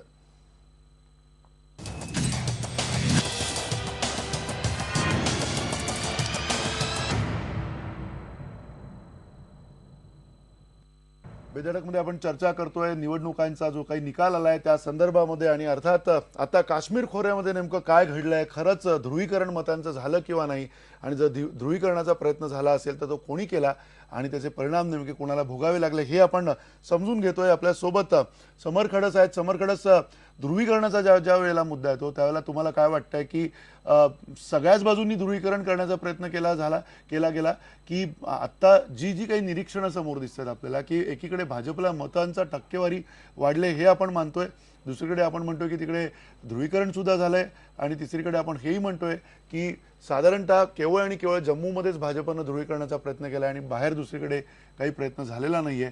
नेमकं काय तथ्य त्याच्यामध्ये असं तुम्हाला वाटतंय? नाही नाही, ध्रुवीकरण कधीच ती ज्याला काय म्हणू आपण द्वंद्वात्मक गोष्ट आहे बरं का मंदार. ध्रुवीकरण एका बाजूला झालं की दुसऱ्या बाजूला ऑब्व्हियसली होतच कायम. त्याच्यामुळे जम्मूमध्ये ध्रुवीकरण झालंच. आता भाजपला गेल्या वेळेपेक्षा चांगलं यश मिळालंय की नाही तर नक्कीच मिळालंय, कारण भाजपला खोऱ्यामध्ये जिथे 50-100 अशी सुद्धा मतं मिळत नव्हती तिथे त्यांनी बऱ्यापैकी मतं घेतलेली आहेत, हे झालेलं आहे. परंतु ज्या खोऱ्यामध्ये बॉयकॉट केली जायची निवडणूक, जिथे 65% मतदान झालेलं आहे. 65% मतदान का झालं? 65% मतदान याच गोष्टीमुळे झालं, जसं आधीच्याही काही सन्माननीय वक्त्यांनी सांगितलं की एक तर भाजपची भूमिका, त्याच्यानंतर नजीकच्या काळामध्ये जसं बटेवारा म्हणाले, म्हणजे निवडणुकीच्या नजीकच्या काळामध्ये जे काही देशामध्ये वातावरण झालं, घर वापसी पासून रामजादे, हरामजादे, ह्या सगळ्या ज्या भूमिका आल्या समोर, त्याच्यातनं जर भाजपची इथे सत्ता आली, भाजपचा जर मुख्यमंत्री बनला तर काय घडू शकेल? कारण कसं 370 कलम हे आता फक्त कागदावर आहे, त्याला रिलेव्हन्स असा काहीच उरलेला नाहीये बरं का म्हणतात. पण प्रश्न असा आहे की तिथल्या लोकांना ती आपली एक वेगळी ओळख वाटते. आणि जो ऍक्सेशनचा जो करार आहे, जे सामिलीकरणाचा करार आहे काश्मीरचा, त्याच्यामध्येच त्यांनी ते सांगितलं होतं की आम्ही या देशाचा भाग राहू परंतु आमची वेगळी ओळख जपून राहू. आता ते फार गुंतागुंतीचा तो प्रश्न आहे. या सगळ्यामध्ये जेव्हा एवढ्या मोठ्या प्रमाणावर मतदान झालं, हे खोऱ्यामध्ये मतदान जे झालं ते बेसिकली भाजपला सत्तेपासून दूर ठेवण्यासाठी किंवा भाजपला हरवण्यासाठी झालं. दुसऱ्या बाजूला जम्मूमध्ये जे मतदान झालं ते भाजपला जिंकवण्यासाठी मतदान झालं. आणि धर्माच्या आधारावर बघितलं तर इकडे हिंदूंचं पोलरायझेशन झालं, इकडे मुसलमानांचं पोलरायझेशन झालं. हे स्पष्ट याच्यातनं दिसतं. नाही पण हे ज्यावेळेला आपण म्हणतोय त्यावेळेला प्रेम शुक्ल सोबत आहेत आपल्या. प्रेम शुक्ल, तुम्हाला काय वाटतंय की खरं ध्रुवीकरणाचं जर का आपण बोलत राहिलो तर पुन्हा पुन्हा मी सातत्यानं या मुद्द्यावर येतोय, कारण विरोधाभास आहे कुठेतरी, याच मुद्द्यांमध्ये विरोधाभास सुद्धा आपल्याला दिसतोय. कारण जर उद्या PDP आणि भाजपा एकत्र आले, ते एकत्र येताना दिसतात सुद्धा, जर एकत्र आले तर त्याला असं म्हणता येईल का की एकीकडे ध्रुवीकरण असताना सुद्धा PDP आणि भाजप नंतर एकमेकांसोबत राहू शकतात? खरं तर त्या अर्थाने जर बघितलं तर ते एकत्र येऊ शकत नाही जर का ध्रुवीकरणाची प्रक्रिया असेल तर. मग मुद्दे दुसरीकडे कुठे गेलेले आहेत का, की ध्रुवीकरणाचा मुद्दा हा तिथे नव्हताच? काय तुम्हाला वाटतं? एकतरी पाकिस्तान आणि भारताचे सेक्युलर बुद्धिवादी हे दोघे नेहमी डिनायल मोडमध्ये असतात. म्हणजे वाजपेयीजी हे काश्मीरियत, इन्सानियत, जमहुरियत याला जे आहे मानणारे होते. सेक्युलर व्यक्तिमत्व होते असं सेक्युलर लोकांचं म्हणणं आहे. पण त्यांचं नेतृत्व जेव्हा केंद्रात शासन असताना फक्त 1 सीट भाजप जिंकू शकली. ही सत्य परिस्थिती आहे की नाही? आणि 90च्या दशकात ज्या काश्मीरमध्ये लाल चौकात तिरंगा झेंडा सुद्धा फडकवता येत नव्हता आणि जिथे फारुख अब्दुल्ला लोकसभेच्या निवडणुकीच्या आधी बोलत होते की जर हे पंतप्रधान झाले नरेंद्र मोदी तर देश तुटणार आहे, त्या फारुख अब्दुल्लाच्या मुलाच्या शासनात असताना त्या जम्मू अँड काश्मीरमध्ये भाजपचा झेंडा घेऊन काश्मीरी माणूस फिरतो, हा ध्रुवीकरण आहे का? नक्की. तर याचा अर्थ असा आहे की ध्रुवीकरण संपत आलेलं आहे, तरी यांना डिलायल करायचं आहे. नाही महादेव शेलार, हा मुद्दा हाच आहे. पुन्हा एकदा तुम्ही इथे थोडंसं बोलू इच्छितो की प्रेमजींना आपण जो प्रश्न विचारला होता की PDP आणि BJP हे दोघं एकत्र येणार का, पण मला इथे एक गोष्ट सांगावीशी वाटते की गेल्या एकत्र येऊ शकतात तर PDP आणि BJP सुद्धा येऊ शकतो. हा तेच ना, मला नाही, मी मंदारना सांगू इच्छितो, नॅशनल कॉन्फरन्स आणि BJP एकत्र आले ना, बरोबर, तसं PDP आणि BJP नाही मग त्या आधारावरती हा जो आपण सातत्यानं म्हणतोय, जतीन मगाशी म्हणाले, मी मंदार त्या याच्यावर असं बोलू इच्छितो की म्हणजे ध्रुवीकरणाच्या आधारावरती लोकांनी मतं दिली असतील, बरोबर आहे, तर मग अशी परिस्थिती होणार नाही. तेच मला म्हणायचंय मंदार की महाराष्ट्रामध्ये अखंड महाराष्ट्रासाठी जर शिवसेनेने मतं मागितली होती आणि भाजपचा वेगळ्या विदर्भाचा अजेंडा असतानाही विदर्भामध्ये भाजपला भरभरून मतं मिळालेली होती, तिथे त्यांच्या मॅक्झिमम जागा आल्या. सातत्याने दोन्ही पक्षांमध्ये प्रचंड मोठा संघर्ष होता, थेट नेतृत्वावर आरोप होते, तरीही निवडणुकीनंतर त्या दोन्ही पक्षांची अलायन्स झालेली आहे, एकत्र सरकार आपण बघतोय. त्यामुळे PDP आणि BJP का नाही एकत्र येणार याच न्यायाने? तुम्हाला आताच म्हणजे समोर बोलल्याप्रमाणे की खरं न्यूटनचाच लॉ आहे की ऍक्शन इक्वल टू रिॲक्शन. म्हणजे जर धार्मिक बाब एकाने उचलली आणि त्याचं ध्रुवीकरण करण्याचं तर समोर तीच प्रतिक्रिया येते. आणि हेच या देशातलं संपुष्टात आणण्याचं आमचं खऱ्या अर्थाने काँग्रेसचं काम होतं. बरोबर. आणि ते अनेक वर्ष आम्ही करतो आहोत.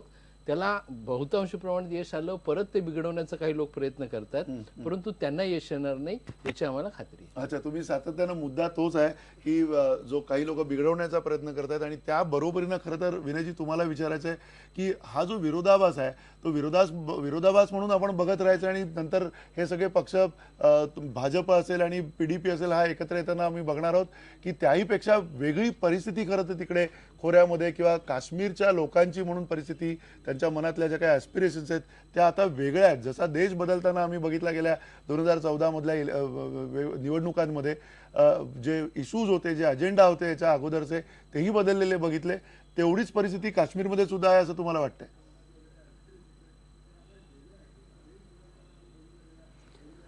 मी जरूर या सगळ्या मुद्द्यांना स्पर्श करतो, पण मला काँग्रेसच्या प्रवक्त्याकडून ॲक्शन आणि रिॲक्शनची भाषा झाली याचं मोठी गंमत वाटते की अशा प्रकारची भाषा आणखी कोणी केली तर त्याला कशा प्रकारची शेलकी विशेषणं लावली जातात याचा इतिहास आहे, पण मी त्यामध्ये जात नाही. मला म्हणायचं आहे असं की प्रत्यक्षात देशामध्ये काय झालंय की निवडणूक आणि निवडणुकीचे निकाल हे जे मूळ कथानक आहे त्याला बाजूला सारून जे एक उपकथानक ज्याच्यामुळे संसदेचं कामकाज बंद पाडलं होतं त्याच्यामध्ये काही जणांना जास्त रुची असल्यामुळे त्या उपकथानकाला समोर ठेवून ध्रुवीकरण झाल्याची एक आवई उठवली जाते. प्रत्यक्षात तसं काही झालेलं नाही, कारण भारतीय जनता पार्टीचा प्रचार हा कुठल्याही प्रकारे एका विशिष्ट गटाला बरोबर घेऊन जाण्याचा नव्हता.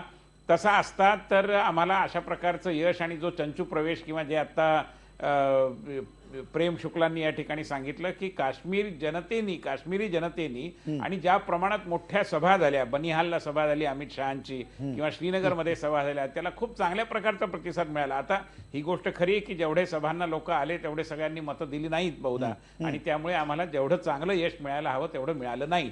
परंतु काश्मीरी जनतेचा म्हणजे खोऱ्यातल्या जनतेचा विश्वास संपादन करण्याची भारतीय जनता पार्टीची जी प्रयत्नांची एक भूमिका होती त्या भूमिकेचं चांगलं स्वागत झालेलं आहे. आम्ही आता पाय रोवून उभं राहण्याच्या स्थितीमध्ये त्या ठिकाणी आहोत आणि मला असं वाटतं की आणखी एखादी निवडणूक झाल्यानंतर आमची स्थिती आणखी सुधारेल. लडाखमध्ये सुद्धा यावेळी आम्हाला अपेक्षित इतकं यश मिळालं नाही, पण लडाखचे खासदार हे भारतीय जनता पार्टीचे आहेत हे आपण लक्षात ठेवलं पाहिजे. आणि त्यामुळे यात कुठल्याही ध्रुवीकरणाचा कुठलाही प्रयत्न कुठल्याही पद्धतीने भारतीय जनता पार्टीने केलेला नव्हता. त्यामुळे ध्रुवीकरण नावाचा विषयच नाही. परंतु मी म्हटलं तसं त्या संसद बंद पाडण्याकरता काहींनी काही विषयांचे जे काही निमित्त केलं होतं त्याच्यातनं ते काही उपकथानक निर्माण होतं, त्याच्यामध्ये काही मित्रांना जास्त रुची असल्यामुळे त्याची जास्त चर्चा होते. प्रत्यक्षात निवडणुकीतून जो एक अतिशय सशक्त, चांगला आणि राष्ट्रीय प्रवाहाशी जुळवून घेणारा जनादेश काश्मीरच्या जनतेने दिला आहे त्याच्याकडे आपण त्या प्रकारचं विश्लेषण म्हणून बघितलं पाहिजे असं मला वाटतं. नाही, पण त्याबरोबरीनं पुन्हा एकदा एक जो प्रश्न तुम्हाला विचारायचा आहे तो 370 कलमाचा आहे. तो सुद्धा मुद्दा भाजपच्या सातत्यानं अजेंड्यावरती होता आणि तो मुद्दा इथून पुढच्या काळामध्ये असणार आहे का, त्याच्याबद्दल काय भाजप विचार करणार आहे आणि खास करून PDP सोबत असताना हा मुद्दा पुन्हा एकदा बाजूला ठेवण्यात येणार आहे का? असं आहे, भारतीय जनता पार्टीचे जे मुद्दे आहेत ते युतीच्या राजकारणामध्ये कधी आम्हाला बाजूला ठेवावे लागले होते याचा इतिहास आहेच. याच्या आधी देखील आम्ही 370 राम जन्मभूमी किंवा समान नागरी कायदा हे मुद्दे आमच्या अजेंड्यावर आहेत, कारण ते आमच्या जो आमचा सैद्धांतिक भूमिकेचा भाग आहे त्याचा ते अविभाज्य घटक आहेत. आणि या प्रचाराच्या काळात सुद्धा आमचे केंद्रीय मंत्री अरुण जेटली यांनी प्रत्यक्ष काश्मीरमध्येच या प्रकारची भूमिका मांडली होती, तिचा पुनरुच्चार केला होता. त्यामुळे मुद्दे असे आम्ही काही मोसम आला की ते बाजूला ठेवायचे मग परत काढायचे असे मुद्दे आहेतच. एवढाच मुद्दा आहे की प्रत्येक निवडणुकीत त्याच मुद्द्यांची जपमाळ ओढण्याची आवश्यकता नाही. ते मुद्दे आहेत. एकात्म मानववाद हा आमचा मुद्दा आहे. तो समजा एखादा शब्द उच्चारला गेला नाही म्हणून तो बाजूला ठेवला असा त्याचा अर्थ होत नाही. आणि हे PDPला देखील व्यवस्थित माहिती आहे. त्यामुळे जे पक्ष भारतीय जनता पार्टी बरोबर येऊ इच्छितात त्यांना आमच्या या भूमिकेचा सन्मान ठेवून, पण तरी देखील दोन्ही पक्षांना एकत्र येण्याकरता ज्या व्यावहारिक तडजोडी कराव्या लागतात त्या तडजोडी करून एका समान मुद्द्यांची एक कार्यक्रम पत्रिका बनवून, ज्याला आपण एक कॉमन मिनिमम प्रोग्राम म्हणतो, तशा आधारेच एकत्र जावं लागेल. आणि हे सर्वच पक्ष सर्वच वेळा करत आलेले आहेत. आणि त्यामुळे त्यात काही फार मोठा गहत काहीतरी यांनी आता मुद्दा घेतला, यांनी आता मुद्दा सोडला, राजा मला भ्यायला त्यांनी टोपी दिली, अशा प्रकारचं जे काही एक कवित्व याच्या भोवती रचलं जातं, मला असं वाटतं त्याची काही आवश्यकता नाही. आमची भूमिका स्वच्छ आहे. आमचे मुद्दे आजही तेवढेच आग्रहाने आम्ही मांडलेले आहेत. की तडजोड मगाशी मी म्हणून एक काही वेळा ऍक्शन त्या लॉ मुद्द्यांचा बोललो, आम्ही तो यांना लागला. मला असं म्हणायचं आहे की हे जे ऍक्शन आणि रिएक्शन होते थांबवून, बाबा आता हे नको, एक बंधुभावाचं नातं या देशामध्ये तयार व्हावं. इथं अनेक जाती धर्माचे लोक राहतात, अनेक प्रांताचे लोक राहतात. हा सद्भाव आणि भाजप एकत्र आता आल्यामुळे ऐका बंधुभाव होणार आहे किंवा नाही ते सांगा तुम्ही. पुढचा भाग आहे की आम्ही सत्तेसाठी कोणत्याही तडजोडी करे, याचाही अर्थ मला आता भारतीय जनता पार्टीच्या प्रवक्त्यातून दिसला. म्हणजे सत्ता लोलुपतेसाठी हे आपली तत्व गुंडाळून ठेवतील, पण सत्ता मात्र मिळण्यासाठी आघाड्यांच्या राजकारणामध्ये तुम्हाला असं वाटतं का हा सत्ता लोलुपपणासाठीचा प्रश्नच नाही ना, प्रश्नच नाही ना. कॉन्फरन्स आणि काँग्रेस पण एकत्र आली होती. स्थिती आपण पाहू ना.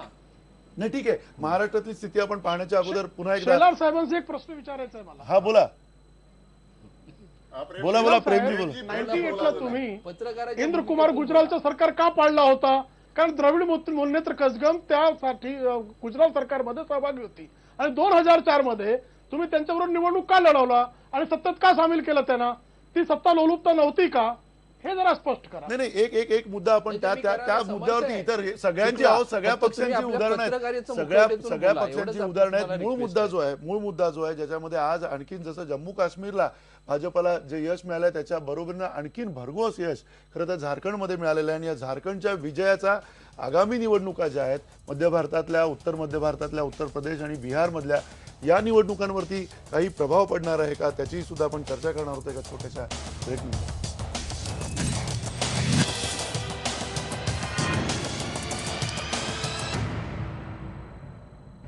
एकदा स्वागत. चर्चेमध्ये अखेरच्या टप्प्यामध्ये आपण बघणार आहोत नेमका जो काही निकाल आलेला आहे या सगळ्या निवडणुकांच्या मधून, त्यातूनही झारखंडमध्ये जो निर्णायक निकाल दिला गेलेला आहे भाजपसाठी, त्या निकालाचा अर्थ काय असणार आहे. समर खडस आपल्यासोबत आहेत. समर खडस, झारखंडमधला निकाल आणि येणाऱ्या काळातल्या बिहार असेल किंवा उत्तर प्रदेशमध्ये असेल यामधल्याला येऊ घातलेल्या निवडणुका असेल, याचे सगळे परिणाम कुठेतरी मध्य भारतात दिसतील का? कारण आत्ताची जी परिस्थिती आहे खास करून भारतामध्ये 9 काँग्रेस, 9 भाजप आणि 10 इतर पक्ष अशा प्रकारचा भारत आपल्याला राज्यांमध्ये दिसतोय. आणि येणाऱ्या काळामध्ये बिहार आणि उत्तर प्रदेशमध्ये मोठं रणकंदन अपेक्षित आहे, ज्याच्यामध्ये भाजपनं खूप मोठं आव्हान उभं केलेलं आहे. झारखंडचा निकाल हा त्याची एक टेस्ट केस म्हणून बघता येईल का? हे सांगणं थोडं कठीण आहे, कारण त्या निवडणुकांना अजून वेळ आहे, पहिली गोष्ट. दुसरी गोष्ट, भाजपला झारखंडमध्ये यश मिळालं याच्यात काहीच वाद नाही. त्या यशाचंही मी थोडस विस्ताराने सांगेन. परंतु झारखंड मुक्ती मोर्चा जो कम्प्लीट वाईप्ड आउट होऊन जाईल असं वाटलं होतं, तसं झालं नाही. विशेषतः हेमंत सोरेन यांच्या खांद्यावर जे धुरा दिली शिबू सोरेन यांनी, त्यांनी ती बऱ्यापैकी वाहिली असं वाटतंय. पण याच्यात प्रमुख जे दिसतंय आत्ताच्या घडीला, जे मोठे मोठे जे रिपोर्ट्स मी स्वतः झारखंडमध्ये काही जणांशी बोलून जे घेतले, एक तर शिबू सोरेन यांचा जो ट्रेडिशनल संथाल परगणा, जो आदिवासी ह्याच्यातला जो मासबेस होता, जनाधार होता, तो जनाधार त्यांच्याकडनं सरकलेला दिसतोय. आणि त्या ठिकाणी भाजपला एंट्री मिळालेली दिसते तिथे, आणि हे खरं तर मोठं यश आहे. परंतु त्याच वेळेला दुसरा जनाधार झारखंड मुक्ती मोर्चाला मिळालेला दिसतोय. याच्यात दुसरा एक महत्वाचा भाग असा की अनेक दिग्गज लोक पडलेले आहेत. म्हणजे 3-4 तर माजी मुख्यमंत्री पडलेले आहेत. म्हणजे अर्जुन मुंडा पडलेले आहेत, मधु कोडा पडलेले आहेत, बाबूलाल मरांडी पडलेले आहेत, असे अनेक दिग्गज पडलेले आहेत. भाजपचा ज्या झारखंड स्टुडंट्स असोसिएशन अशा नावाच्या ज्या संघटनेबरोबर अलायन्स होता, ज्यांच्या 3 का 4 जागा आलेल्या आहेत, त्यांचे जे सुदेश महतो होते, म्हणजे ते माजी मुख्यमंत्री नसले तरी मुख्यमंत्र्याच्या तोडीचा तो नेता होता, मोठा नेता होता. आणि झारखंड मधल्या कुर्मी समाजाचे ते नेते होते, त्यांना पाडलेले आहे. आणि ते झारखंड मुक्ती मोर्चाच्या अत्यंत एका छोट्या कार्यकर्त्याने पाडलेले आहे. एकूण झारखंडच्या निकालाकडे पाहिल्यावर मला मंदार असं वाटतं की लोक जी आहेत ना, म्हणजे भाजपच्या यशामध्ये जसं मी मगाशी म्हटलं, ध्रुवीकरणाचा तर मुद्दा आहेच, तो किती नाकारला जरी आदरणीय विनयजींनी, परंतु भाजपने जे एक आपल्या देशामध्ये जी एक म्हणजे प्रभावशाली जाती आणि त्या प्रभावशाली जातींमधली प्रभावशाली कुटुंब, हे जे एक समीकरण झालेलं आहे, ते कुठेतरी भाजप त्याला छेद देत आहे. आता ते त्यांनी महाराष्ट्रामध्ये बिगर मराठा मुख्यमंत्री देणं, झारखंडमध्ये आपलं हरियाणामध्ये बिगर जाट देणं, तसं अमित शहानी सांगितलं होतं की इथे बिगर ट्रायबल मुख्यमंत्री आम्ही देऊ, असं सांगून सुद्धा त्यांना आदिवासी समाजातनं मतं मिळाली. आता ते देतील न देतील हा पुढचा मुद्दा आहे, कारण त्यांच्याकडे दोन्ही बाजूनी म्हणजे आदिवासी ही स्पर्धेत आहेत आणि नॉन आदिवासी आहे, पण तरी देतात. याचं कारण असं की ठराविक कुटुंबांची जी गेल्या 30-40 वर्षातली मक्तेदारी आहे ती सर्व राज्यांमध्ये आहे आणि त्या ठराविक घराण्यांमध्ये सत्ता संपत्ती आणि प्रतिष्ठा जी गेलेली आहे त्याला कुठेतरी नवीन पिढी आणि नवीन मतदार हे कंटाळलेले आहेत किंवा त्याच्या विरोधात त्यांच्या मनामध्ये उद्विग्नता आहे, आक्रोश आहे आणि त्याला कुठेतरी मोदींची प्रतिमा, मोदींचं विकासाचं मॉडेल, जे काय परसेप्शन त्यांनी उभं केलं राजकारणामध्ये, त्याला खूप मोठ्या प्रमाणावर सपोर्ट मिळतोय. आणि हे राजकारण ना काँग्रेस सोडू शकत आहे, ना जुने समाजवादी जो जनता परिवार म्हणून आता एकत्र आलेला आहे ते सोडू शकत आहेत, ना आपल्याकडची राष्ट्रवादी काँग्रेस सोडू शकत आहेत. बिगर भाजपा जे पक्ष आहेत, एक कम्युनिस्ट वगळता, ते सगळे या पारंपरिक त्या घराण्यांच्या सत्तेमध्येच ते लडबडत आहेत. आणि तो माझ्या मते सगळ्यात मोठा डेडलॉक बिगर भाजपा पक्षांसाठी झालेला आहे. म्हणजे झारखंडमध्ये अनेक सामान्य कार्यकर्त्यांना जे एबीव्हीपी मध्ये होते, जे संघाच्या काही इतर आउटलेट्स मध्ये होते, जे सतरंजा गाळण्याचं काम करायचे, अशा अनेक कार्यकर्त्यांना तिकीट दिली आणि ते जिंकले. ही मोठी गोष्ट आहे आणि त्यामुळे झारखंडमध्ये अक्रॉस दी सेक्शन या विजयाबद्दल एक आशादायी आणि एक चांगलं चित्र आहे असं म्हणतायत लोक.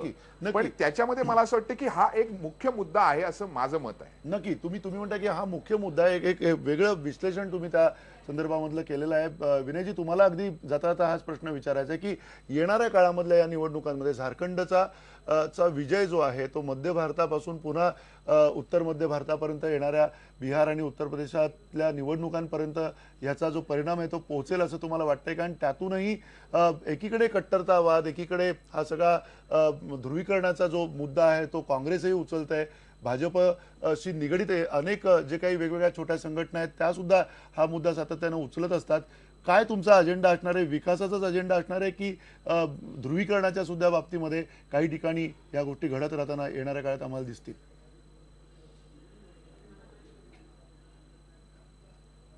आमच्या राष्ट्रीय अध्यक्षांनी आज पत्रकार परिषद घेऊन विकासाच्या अजेंड्याबद्दल भारतीय जनता पार्टीची भूमिका किती ठाम आहे त्याबद्दल अतिशय स्पष्ट विवेचन केलेलं आहे. आणि त्यामुळे ध्रुवीकरणाची ज्यावेळी गोष्ट येते त्यावेळी, आणि मला चांगलं वाटलं की समर खडस यांनी या ठिकाणी घराणेशाहीचा अतिशय चांगल्या पद्धतीने उल्लेख केला, म्हणजे व्यापक पद्धतीने, कारण ती केवळ एका पक्षापुरती मर्यादित नाहीये. जवळजवळ भाजपेतर किंवा कम्युनिस्टेतर बहुवंश पक्षांमध्ये जे आज जनता परिवार म्हणून काल इथे जंतर मंतरला एकत्र आले होते ते देखील घराणेशाहीचेच पाईक आहेत. आणि त्यामुळे हे ध्रुवीकरण एका बाजूनी घराणेशाही, यथास्थितीवाद, कुशासन, भ्रष्टाचार याच्या विरुद्ध सुशासन, प्रगतीची आस, अशा प्रकारचं हे ध्रुवीकरण आहे. शेवटी कुठल्याही निवडणुकीत ध्रुवीकरण हे होतच असतं, परंतु ध्रुवीकरणाचे मुद्दे वेगळे आहेत. त्याच्यामध्ये सामाजिक या पद्धतीने किंवा ज्याला आपण अस्मितेचे मुद्दे म्हणतो तसे मुद्दे नाहीयेत. अस्मितेच्या मुद्द्यांना नाकारून विकासाच्या मुद्द्यावरती झालेलं हे ध्रुवीकरण आहे. यथास्थितीवादी आणि घराण्यामध्येच सत्ता नांदत राहावी अशा प्रकारची भूमिका घेऊन ज्यांनी आतापर्यंत राज्य केलं त्यांना आता एक प्रकारे चले जावची नोटीस बजावलेली आहे. आणि त्यामुळे हीच जनतेची भूमिका जी आहे, जो एका अर्थाने भारतीय जनता पार्टीच्या राजकारणाचा प्रतिध्वनी आहे. आणि त्यामुळे भारतीय जनता पार्टी या भूमिकेपासून तसूभरही न हलता दिल्लीच्या, बिहारच्या आणि उद्या अन्य राज्यांमधल्या निवडणुकांमधूनही हाच विकासाचा अजेंडा घेऊन लोकांसमोर जाणार आहे, याबद्दल कोणाच्या मनात कुठलीही शंका असण्याचं काही कारण नाही. नक्की. आणि धन्यवाद, तुम्ही ही तुमची प्रतिक्रिया अगदी स्पष्टपणे आमच्यासमोर मांडलेली आहे. आणि त्याही बरोबर अगदी थोडक्यात महादेव शेलार, काँग्रेस असं आहे की विनयजी आता इतर पक्षामध्ये घराणेशाही चालले आणि आम्ही एकदम कसे अगदी धुतल्या तांदळासारखे असं सांगतायत. पंकजा मुंडे कोण? आता सगळ्यांना माहिती आहे. त्याच्या पुढे जाऊन पूनम महाजन कोण हे आपल्याला सगळ्यांना माहिती आहे. नाथाभाऊंच्या सून आता खासदार झाल्यात ते आपल्याला माहिती आहे. त्याच्यामुळे या घराणेशाहीमध्ये तो नागरिक झालाय. तर त्याच्यामुळे आम्ही फक्त त्यात नाही. मला वाटतं बाकी विनयजी, सगळे विनयजी, तुम्ही याच्यावर याच्यावरती त्याचे- उत्तर नाही, नाही, द्याल मला का? पूर्ण उत्तर बोलू द्या, द्याल का पूर्ण तुम्ही? बोलू कारण द्या. महाराष्ट्रामध्ये- आणि विकासाचा जो मुद्दा आहे, विकासाचे जो मुद्दा आहे, जे आम्ही विकासाचे मुद्दे गेल्या मी सांगतो ना, मी सांगतो. अनेक वर्षामध्ये आणले, ते विकासाचे मुद्दे कधी यांनी साथ दिली नाही आम्हाला. त्याला नेहमीच सभागृह बंद पाडून रडीचा डाव ठीक आहे, खेळून आपण सभागृह त्या बंद मुद्द्यावरती पाडलं. येऊ. आणि घराणेशाहीच्या तेच आता मुद्द्यावरती पुढे घराणेशाहीच्या मुद्द्यावरती जो प्रश्न त्यांना बोलू द्या, शेलारांनी बोलू द्या. उपस्थित केला हा, त्याचं त्यांनी. उत्तर द्या विनयजी. मला तर 20 जणांची यादी माहिती आहे. महादेवरावांना याची कल्पना आहे की काँग्रेसच्या आम्ही मान्य काँग्रेस केली ना, आम्ही पक्षाची कुठे नाही जी म्हणतो. संघटनात्मक तो विषय सोडा. जबाबदारी आहे अध्यक्षपदाची, ती एका घराण्यापलीकडे कधीही गेलेली नाही. राष्ट्रवादी काँग्रेसची एका घराण्यापलीकडे कधीही गेलेली नाही. मुलायम सिंग यांच्या पक्षाची एका घराण्यापलीकडे कधीही गेलेली नाही. लालू यांच्या पक्षाची एका घराण्यापलीकडे कधीही गेलेली नाही. आणि त्यामुळे त्या पद्धतीने घराणेशाही आहे. आमच्या पक्षात एखाद्याचा मुलगा असणं, मुलगी असणं म्हणून त्याला सत्तापद नाकारलं जातं असं होत नाही. पण तसं असल्यामुळेच ते दिले जातं असं कदापि होत नाही, हे लक्षात घ्या तुम्ही. नाही, ठीक आहे. या मुद्द्यावर अगदी जाता येता सुरेश भटेवर अगदी जाता येता थोडक्यात काय म्हणाल, येणाऱ्या या सगळ्या निवडणुकांचा आत्ताचा जो निकाल आहे तो येणाऱ्या निवडणुकांवरती परिणाम साधणार असेल की आणखीन वेगळी परिस्थिती तुम्हाला दिसते? विनय सहस्त्रबुद्धे म्हाळगी प्रबोधिनीचे संचालक असल्यामुळे ते न रुचलेल्या गोष्टीचंही अतिशय सुबक शब्दामध्ये खंडन करतात. याचं प्रत्यय आपण आत्ताच्या टॉक शो मध्ये घेतलेला आहे, पण त्याच्यामुळे काही वास्तव बदलत नाही. आता उत्तर प्रदेश असो किंवा बिहार असो, आत्ताचं जे झारखंडचं यश आहे ते 42 जागा मिळालेल्या आहेत भाजपला.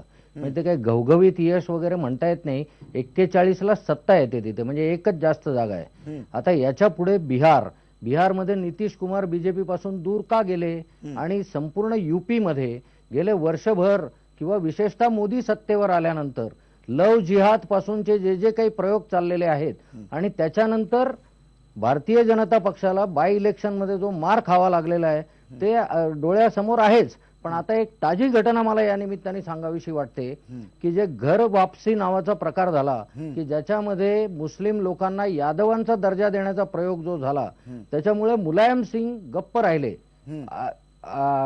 अनपेक्षितरित्या. त्याच्यामुळे मुलायम सिंगांनी मुस्लिमांची बाजू लावून धरायची आणि बीजेपीने लव जिहाद पासून रामजादे हरामजादे पर्यंत करायचं, अशा प्रकारचं पोलरायझेशन युपी मध्ये होऊ शकतं. आणि त्याचीच भीती असल्यामुळे बिहारमध्ये ठीक आहे. म्हणजे तुमचा मुद्दा सुद्धा तोच आहे की पोलरायझेशन होऊ शकतं येणाऱ्या काळामध्ये, आणि पोलरायझेशन हा एक महत्वाचा कदाचित भाजपचा सुद्धा एक छुपा अजेंडा असू शकतो असं त्यांचं म्हणणं आहे. अगदी थोडक्यात जाता आता काय सांगा? मला जाता जाता एवढं सांगायचं, या चर्चेमध्ये कोणी त्याविषयी बोललं नाही. झारखंडच्या निवडणुकीमध्ये आपण लक्षात घेतलं पाहिजे, लालू प्रसाद यादव आणि मुलायम सिंग हे दोघं जण उतरलेले होते, आणि त्या दोन्ही दिग्गज नेत्यांना इथे काहीही यश मिळालेलं नाहीये. त्यामुळे आगामी बिहारमधल्या आणि उत्तर प्रदेशच्या निवडणुकांमध्ये या सगळ्याचं प्रत्यंतर आपल्याला निश्चितच पाहायला मिळेल. कारण आपण नुकत्याच झालेल्या लोकसभा निवडणुकीत या दोन्ही ठिकाणी भाजपने ज्या पद्धतीने यश मिळवलं ते आपण बघितलेलं आहे. आणखीन एक गोष्ट, काश्मीरच्या बाबतीत आता काश्मीरमधली जी स्थिती आहे त्यावर मी उन्मेष देवरिया यांनी एक सुंदर शेर लिहिलेला आहे, तो मला इथे सादर करावासा वाटतो. की ते म्हणाले होते की ते लिहितात की अनल हक सुनता रहा वो मुअज्जिन के शोर में. अनल हक म्हणजे अहम ब्रह्मास्मी, मैं सब सत जानता हूं, ही जी मंसूरने घोषणा केलेली होती, तो बांग देणाऱ्या माणसाच्या गलबलामध्ये तो ते ऐकत होता. आणि पुढचा शेरची ओळ आहे की हक अकेला ही खडा था, हक म्हणजे सत्य, हक अकेला ही खडा था वादिये काश्मीर में. आज सर्वसामान्य माणूस हा एकटा आहे.